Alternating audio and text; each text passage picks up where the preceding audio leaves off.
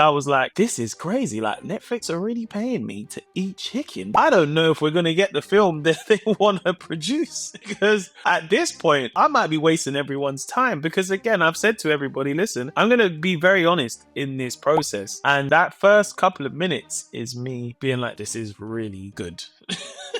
I can't even pretend to sugarcoat it. I was like, this is really a dream job right now. But what I wasn't prepared for was the drastic drop. 28 days eating chicken. It was like, this is real. And that was some of those moments I was like, I don't want to eat this for breakfast. Not like this. Not with a coffee. Hello and welcome to Obsessed, the podcast. I'm Matt Wilstein from The Daily Beast, and today on the show, I am so excited to be joined by a comedian and TV presenter who you may know from his 3 stand-up specials on Netflix, including 2026's In the Moment. His latest project, also on Netflix, is a documentary called Big Chicken, in which he made the terrible decision to eat fast food fried chicken 3 times a day for 28 days in a row. Mo Gilligan, welcome to Obsessed, the podcast. Thanks for having me. That was a lovely introduction. So yeah, thank you. I appreciate that, Matt. Yeah, thanks for being here. I just got to see this new documentary, which is wild. I cannot believe that you actually did this. And my first question is, why make a documentary about fried chicken? And I guess the second question is, why eat it 3 times a day? Yeah, I think the question of why was quite an interesting one that I had to ask myself. I felt very self-conscious actually of eating fried chicken on screen. And I don't know where that even stemmed from. I was just like, oh, I don't know how I feel about this, because the conversations that I had with the production company, Minehouse, which is, Louis Theroux's company, and he's famous for his documentaries. They make really great stuff. So obviously to work with them was great. But I did have my reservations about eating fried chicken, especially on screen. I felt very self-conscious.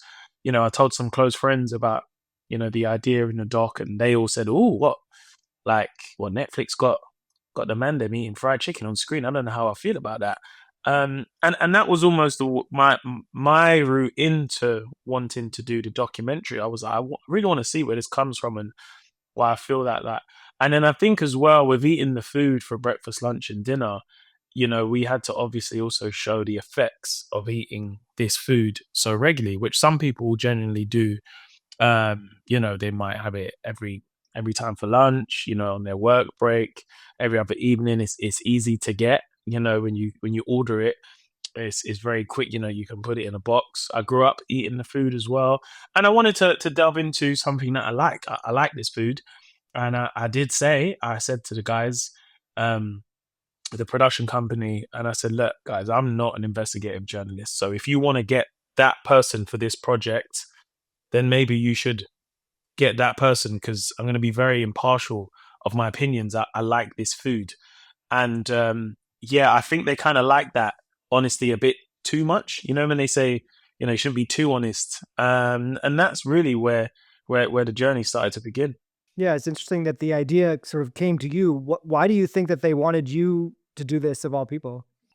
I don't know. I think, from making the film, because, once I knew it was also a film as well as just a 4-part series, I think was a question where then I wanted to do it, because I was like, well, I like this food. I would love to delve deeper into it. One of my favorite documentaries is Good Hair by Chris Rock. So I think what helped myself and Minehouse was presenting a documentary that again was informative but also entertaining. Hence why I think they leaned into having someone like myself present it. And I don't know, maybe there might be a bit more transparency through someone that is like, well, this guy's a comic, he's a comedian, so I don't feel like he's got any views going into it, which I didn't. I was just like, look, I like fried chicken. Let's just see, where this goes. So I think that might have been a reason which, you know, where they wanted to work with myself, and I wanted to work with them. So yeah, it just managed to just work. So you kind of mentioned the stereotypes associated with, eating fried chicken, and something you acknowledge very early on in the documentary. How did you kind of get past that and say, I'm okay with this, I can figure out how to make this work and not play into those stereotypes? Yeah, I think I had to kind of put that aside, because there was again, bigger questions to ask, which I knew I would find out. I just didn't know when. And, I also made the decision to tell the execs and the director, I said, look, I don't really want to know what I'm getting into. I kind of really want to do this quite blind. I'm not going to do a ton of research beforehand because I would like to discover things in real time. And I think that's going to be very transparent for myself and the audience as well. And you do see that in some of the doc, when I meet the taste expert and, she's telling me that, she's like, we make the crunch and stuff. And I was really impressed by it. I'm not going to lie to you. I was like, wow, I didn't know this was a thing. I really wasn't. And I wanted to give a genuine, real, raw reaction as well. So I think after I had kind of, started the journey, that kind of self consciousness kind of went out the window once I started to discover more and discover more. I think what really helped early in the journey of the film is we went to Houston and I had home cooked fried chicken in a church. I go to church myself. And to be so far away from home but still feel so welcome was a part in the film that we there's not much that gets shown, but from my standpoint, I was like, wow, I feel so seen and so accepted here, even though I'm not from America, I'm not from Houston. And then to meet the soul food scholar Adrian and him tell me about the history of fried chicken and eat it with I've never had fried chicken with cornbread and collard greens and real southern hospitality, so it gave me anyway a sense of belonging. I'm not from here but I still felt really welcomed. Um and I think that was also really crucial of me kind of putting that to one side and just being like, look, there's other things to tackle now in this film, so I can kind of put my self-conscious, hat off of eating this food and just see where it goes. And also, eating the food, I done an extensive health check. You guys only see like probably about a minute of that, but you name it, I done it. I done blood tests, bone density. When you see me on the bike, that's because they're testing out my breathing. Yeah, it was so intense. I've never done that with I'll go to the doctors if there's anything wrong, but having a scan of my liver. Yeah, so I also knew what while I was going into it, I was like, right, I'm like really healthy. The doctor's like, yeah, you're a really healthy young man. So I was like, okay, well, eating this food, I know there'll be some health impacts, but I guess I'll be all right. Yeah, it's good to start in a healthy place because you knew where you were headed, and you really are, focusing on fast food fried chicken, which is so much worse. We find out than probably the home cooked stuff that you were having in that church. I think it's hard to talk about this movie that you made, this documentary, without talking about the influence of a movie that came, I think, now probably 20 something years ago, Supersize Me, which was the documentarian Morgan Spurlock, who is a complicated figure in a lot of ways, who passed away not that long ago. Was he for that movie? For anyone who doesn't know, he ate McDonald's for 3 meals a day, I think, for a month as well. Was that something that was on your mind? Did you watch it? Did you check it out, or think about sort of how you wanted to do things differently from that?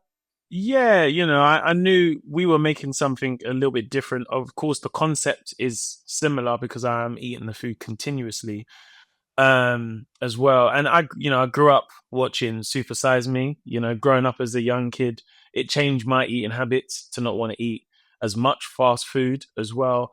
But again, because I went into it very, I wanted to learn, in real time. I didn't want to, let me watch this and I really want to be in tune of what's going on with that. And I've watched that. So now when I do this, I was like, I don't want anything to influence my journey because it wouldn't be fair for the audience. So yeah, I didn't really put myself in a position to be like, I've got to do a lot of market research because of what did they do, what didn't they do that we can do for ours as well. And I knew it would have the similarities, but also I also knew it was a way to draw the viewers in. There's something about like, oh, I want to see this. Like, is he really gonna eat it? Is he not?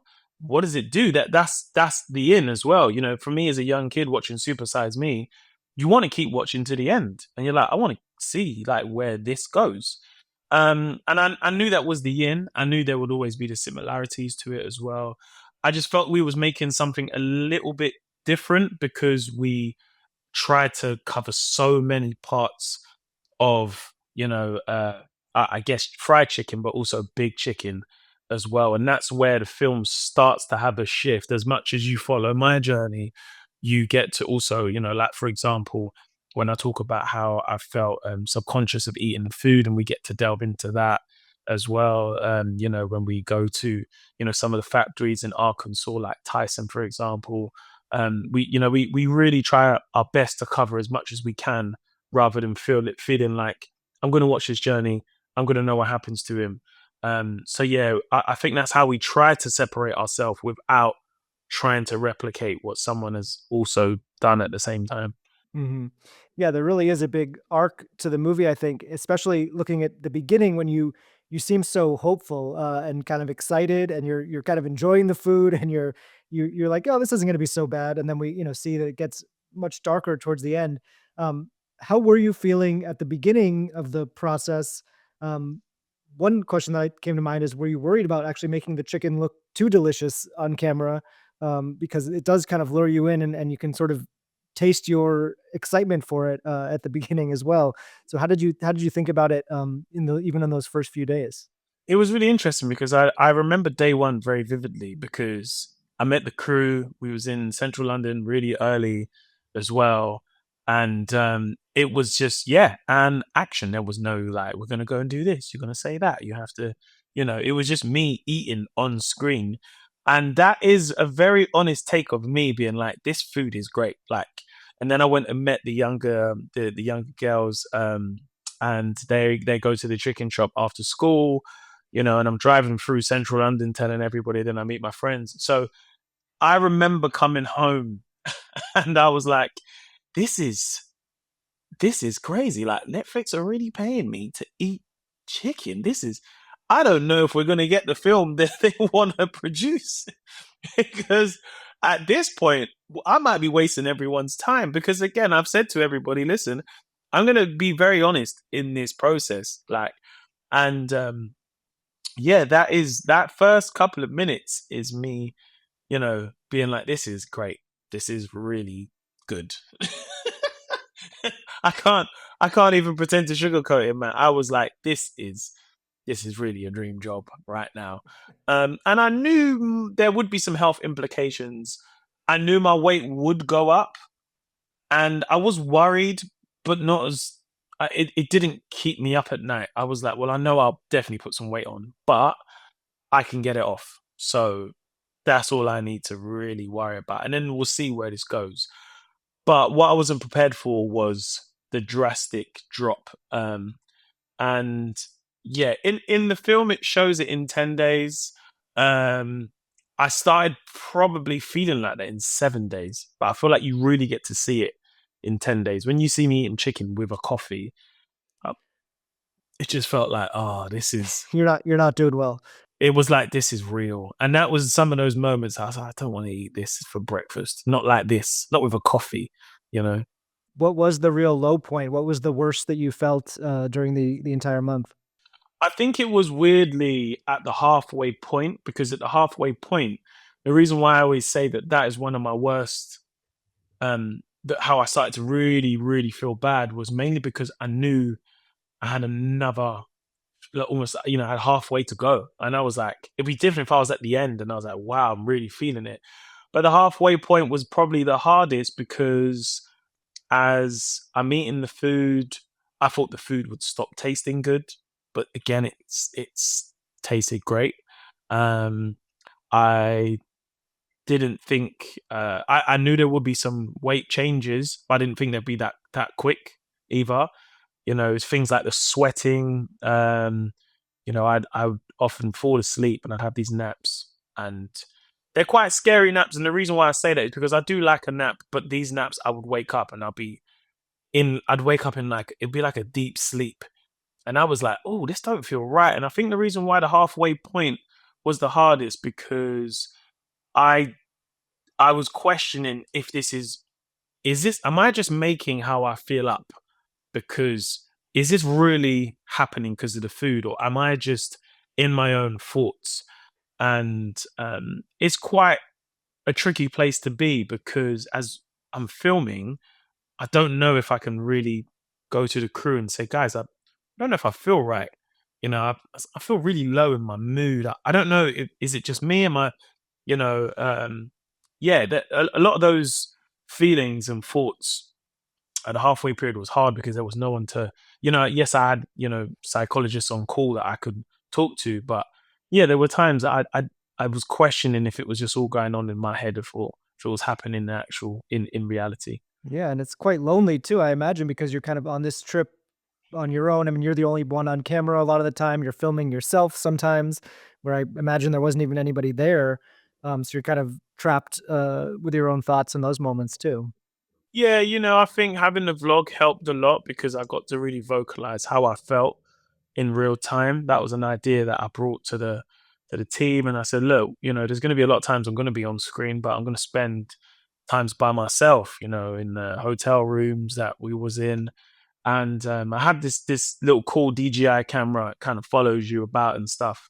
So it's just quite to just it's so it was so perfect for Big Chicken because I could literally just press play and it just follows me. It just felt like I was like, wow, this camera just kind of following me. It's a lot different if you just put your phone up and then you got to change and find the lighting and stuff.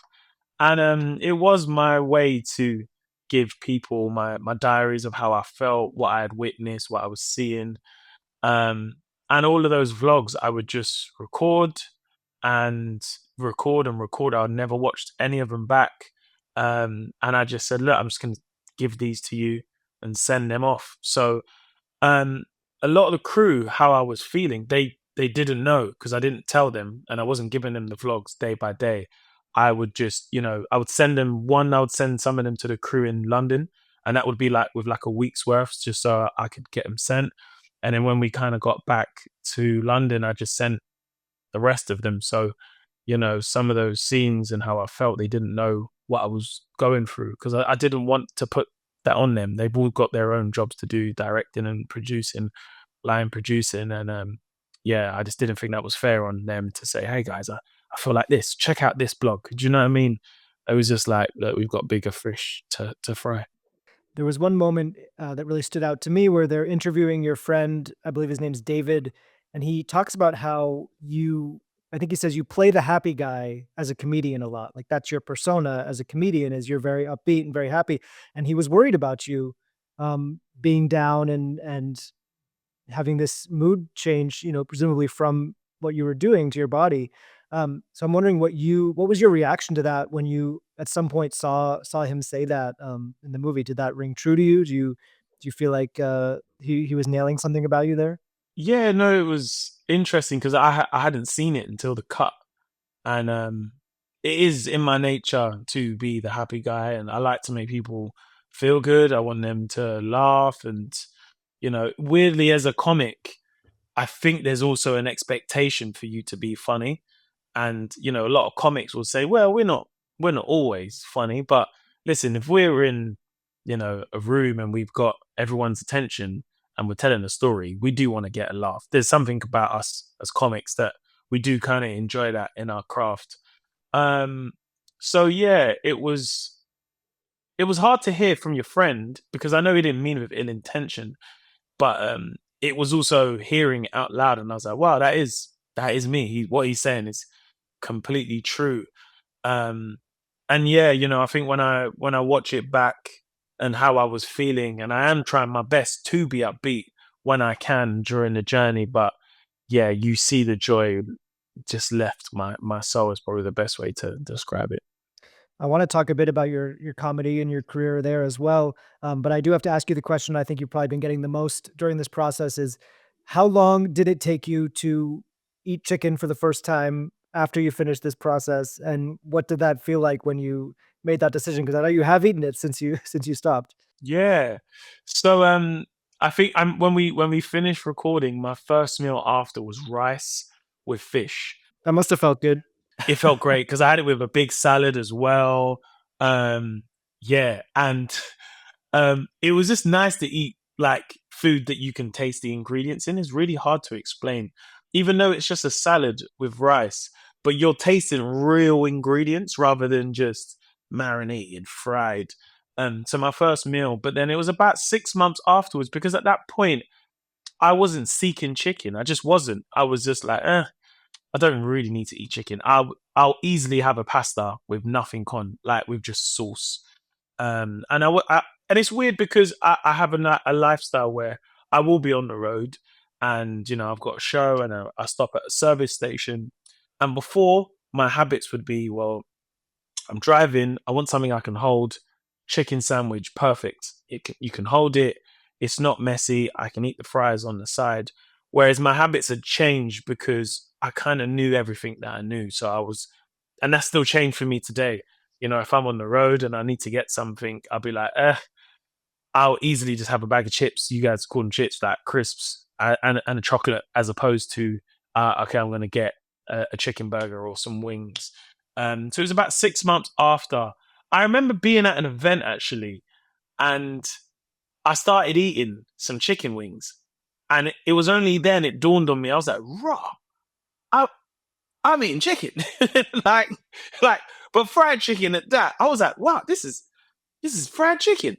And that's when it really dawned. And I remember someone looking at me like, "Oh, you're right." And I was like, "Yeah." I couldn't explain to them because even when I tried to explain to everyone before this project, um, and I told some people in TV, I said, "Hey, man, I've got this food doc, and I'm eating fried chicken," and it was either a mix of like, "Wow, that sounds great. I wish I could do that." No, nobody had a clue. Nobody had a absolute clue of what I'd filmed or what I could tell them, which I didn't want to tell anyone either. I wanted it to be more of a like I wouldn't say a surprise, but just you just had no idea. But yeah, my eating habits to chicken has definitely changed. Like, I'm quite fortunate enough that I have a job that does, pay me quite well. I can't pretend to lie about that, Matt. So, if I am going to go to the supermarket, I do look for, organic chicken if I can find it. I read the labels now. They're things I would never do because I was so blind in trusting that I was like, well, it's chicken, it's all good, put it in there. I'm doing the right choice. I'm buying fresh food. Um, but also, I know that I'm in a privileged position as well. And, I can't also go around telling people, guys, you also want to be buying this chicken too. There's people that I met that don't have the option to do that. They live in food deserts. For them, just buying any fresh meat is a win. But if they can buy that as opposed to, go and order fried chicken, then that also feels like a win too for them as well. And the experts summarize it perfectly where they say, look, we can all do something, and let's probably eat less meat as well. So I think that's definitely how it's impacted my life as well. Yeah, I think at some point you even call yourself part of the problem because you had done some, voiceover work for a chicken chain in the UK. How do you think about that type of work now? And would you do something like that again, or do you feel like you can't do that kind of thing now, or how do you think about that? Yeah, I think when I done that, I had to, it's for me. I'm quite fortunate enough that I do social media, and once you realize you understand the marketing of, sometimes why you might get chosen to do whatever the brand campaign is, you're like, oh, I kind of see it now. I didn't really see it before. Maybe I was quite blind in thinking, well, I've got a big profile. That might be the reason why. I think now I'm of an older age to now be able to be picking and choosing what I want to do when it comes to, a branded campaign at that. But I also had to hold up my hands and say, well, I am also part of the problem too, as well. And I think that was a part that I had to, once making this film and I got to, see every part of the machine of it, I was like, well, yeah, I've got people ask me about my platform and what I'm doing. And yeah, maybe, you got also you can point the finger, but sometimes it's important to look at yourself in the mirror too as well. Did this whole experience make you eager to go back to doing stand-up comedy more, or did it inspire you to do more sort of documentary work? How did you think about sort of where to take your career from here? It's really interesting because I didn't know that I'd be able to add investigative journalist to my title. I didn't. I didn't know that. Yeah, that wasn't one of the plans. Yeah, it was never in the plans. I did not have it on my bingo card at all. But I really did enjoy it. I think I what I really enjoyed was just seeing how far you can tell a story and how much you can paint a picture, um, and you can make it more than a canvas. You can make it a poster and so many moving parts. I think that's what I really enjoyed about this process. Would I like to do more? Definitely, but just finding the right thing, I think as well. I don't want to feel like I don't want to be the poster boy for this is the guy who does things for 28 days. What's next? Yeah, what else are you gonna do? Yeah, yeah. I don't want to feel like it feels gimmicky because it might take away from something that's really important as well. But yeah, I would love to try and delve deeper into it. I love doing stand up. I've actually got I'm in New York at the moment, so I've got a small little pop up show to do today, later tonight, and it'll be the first time doing stand up since this has been aired. So I don't know if my audience are going to be watching my stand up like, oh, he's going to talk about he's going to talk about this. Are you gonna talk about it? I don't know. I actually don't know. And it's weird because I spoke about it before people had seen it, but I didn't really give it away. I just said, "Oh, I was in America and we went here and we went there," and but I didn't really tell people what I was eating or what it was really for. Um, so now there's going to be audiences coming to my shows. They're like, "Well, he's probably going to do a section on this." So I'm like Yeah, conflicted of your chicken bit. yeah, they're like, "Come on, tell us the chicken bit." But it is also going to be the elephant in the room. So yeah, I am enjoying going back on tour. I've been on tour since February.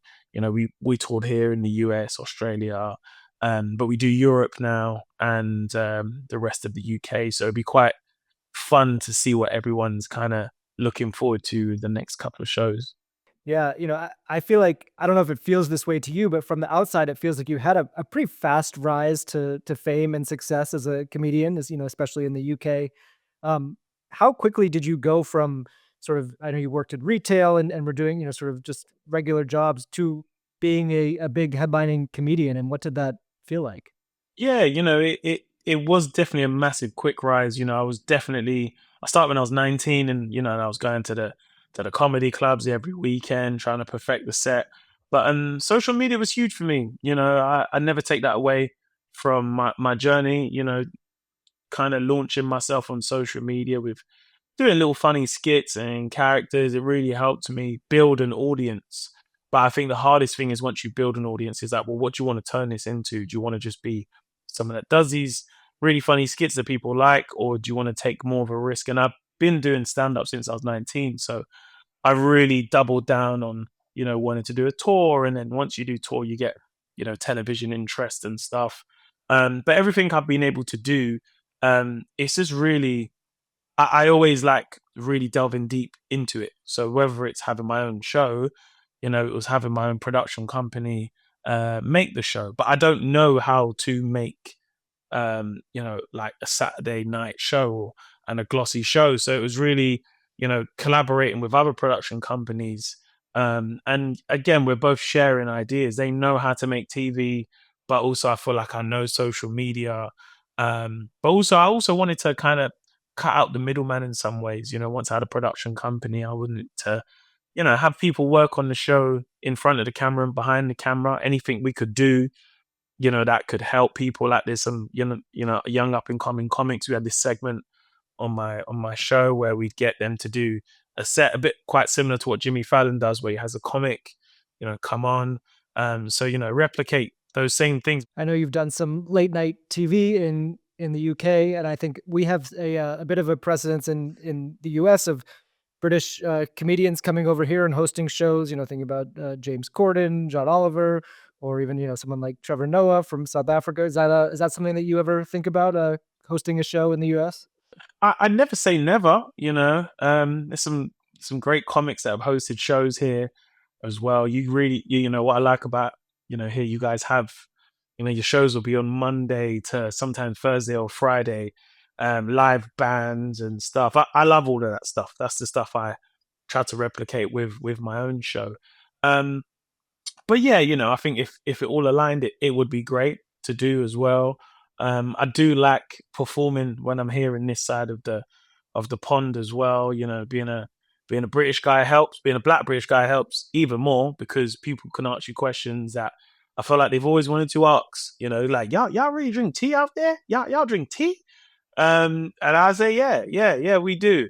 But also, America's a really, really big place. Like, this is a really big country. I think I realized it once we done this documentary because I got to see parts of America I'd never been before. Talking like the deep South. Going to the Midwest. I got to see a lot um, of America. So I'm just thankful that in the position that I'm in now, that I can even get to do a couple shows here. So yeah, that's a bonus already for me.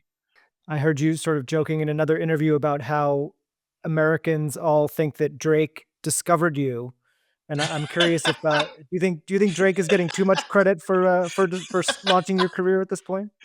Yeah, it's always the go to. I feel like if you type my name in, that's probably going to be in the first one or two pages. But look, it's okay if someone wants to attach, you know, my name to Drake is like it helped massively helped when I was first doing my tour and stuff. It's like when you buy a book and there's a little quote there maybe from like I don't know New York Times bestseller. This everyone needs to read this book. It's a bit the same for me as a comic because I didn't have the likes of I don't know Kevin Hart or Dave Chappelle being like this is the next guy. I was like, oh, Drake follows me and he quoted one of my things, so I'll take that. That's my quote. So so yeah, but it's everyone means it in friendly gist. So I think that's always cool. But I do find it really funny though at the same time. I like to ask, my guests about meeting their heroes because they say you should never meet your heroes, and I feel like you've probably gotten to meet a bunch of them at this point. And I'm curious if you have a story that either proves that saying right or wrong, whether you had a good experience or a not so good experience meeting any of your heroes. Yeah, so this year has really been the year of meeting my heroes. But I think why I think it was also really intriguing to meet my heroes because my heroes knew who I was. And that I think that's what started to blow my mind when I was like, "Oh my god, you guys know I exist. This is insane." Um like, I got to meet Eddie Murphy. He's one of my comedy heroes. I grew up watching all of his films. Being told that I was in the Netflix as a joke festival at Ted Sarando's house, and I was the only British comic there as well. And again, there is you do have a complex because you're like, oh, I don't know if anybody even knows me here. And I went with a friend of mine, and he's my tour manager, and he had to say to me, he's like, Mo, you've got 3 Netflix specials. I think these comics here know you exist. But I do suffer with imposter syndrome when you're around, your peers and Yeah, I think anyone would at that party at Ted Sarando's house because you see the pictures and it's quite a group he puts together for that. yeah. It's like the Avengers for comedy. Everybody in comedy is pretty much there. But yeah, to me Eddie Murphy was huge. He was lovely as well, really cool guy.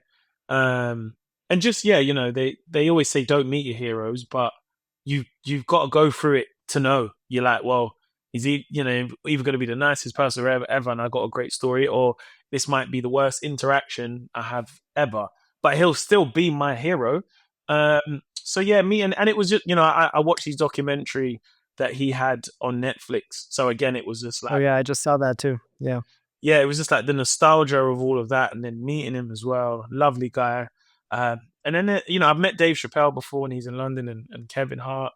But yeah, the fact that they know me and they like, hey, what's up, Mo? Hey, what's up? How are you? Yeah, I'm like, yeah, I'm all right, Dave Chappelle. I'm okay. How are you, Kevin Hart? He's talking about his show, Funny AF. And he's talking to me about the show, and again, you got also network. I said, hey, if you bring it to the UK, I'm here if you need me, man. That's a good one. Yeah, I could see that. So yeah, and then there's this a moment where we was just sitting around, just talking, just me, Dave, Kevin, and that was like a moment, like a real pinch me moment. And I didn't get to meet Chris Rock. I had never met Chris Rock before, so I didn't. He was there, but I didn't meet him. He escaped you. Yeah, I went to Wimbledon at the tennis, and I got to meet him. And again, I was like, I don't want to bother him. He's, and a friend of mine was like, I'm gonna go and get a picture. And then my friend called me over, and then I was like, hey, what's up, Chris? He's like, hey, what's up, Mo? Yeah, I've seen some of your stuff on Netflix. How are you? And I was like, oh my god, Chris Rock knows me. So yeah, and then it was weird because then he messaged me like, hey, can you send me that picture that you took? I'm like, Chris Rock wants the picture I took. Wow. What was he gonna do with it? Yeah, I was like, oh, like most of the time you take a picture, but I didn't assume that you wanted the picture. You just took it. I was like, oh, yeah, sure, Mr. Rock. But yeah, like, listen, man, I grew up watching a lot of a lot of comedy during a time where I didn't know I even wanted to be a comedian. I was just like, I really like these guys. I like the films they're in. So to be recognized and be seen, just yeah, is just something I'll always cherish. So I want to end on this question, which is something I like to ask comedians. Is there a story or memory from your career that makes you laugh now, but really was not funny when it happened? Yeah, that was a time where I wanted to perform at Edinburgh Festival. So Edinburgh Fringe Festival is one of the biggest comedy festivals in the world. Yeah, it's happening right now.